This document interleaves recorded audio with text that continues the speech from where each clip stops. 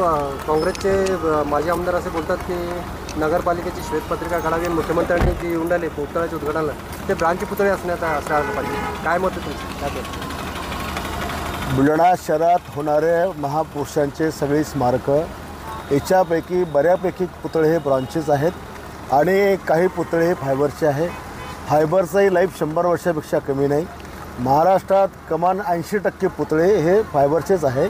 परंतु ज्या पुतळ्यांना विरोध करणारा हा माजी आमदार याच्या अटर्न्याने उपोषणं केले, पुतळे उभं राहा म्हणून त्या पुतळ्या जागेवर त्याचे प्रतीक उभे केले आणि ते प्रतीकाच्या जागी पुतळे उभे करू नका याची जी भूमिका होती, आज याला कुठून पुळका आला की पुतळ्यांचं असं झालं पाहिजे तसं झालं पाहिजे.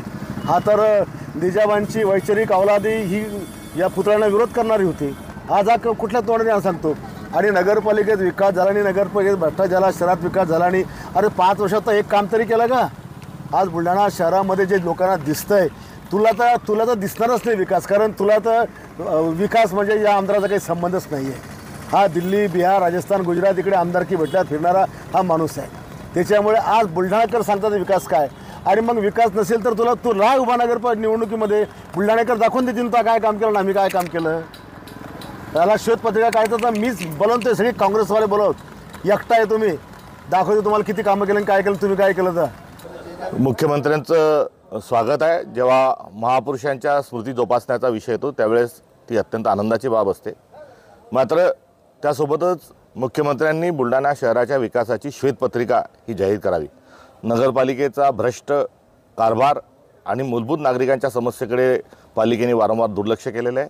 पिण्याच्या पाण्याची व्यवस्था असो, स्वच्छतेचा प्रश्न असतो, वाहतूक कोंडीचा असो, यातून एकही प्रश्न हा निकाली निघाला नाही.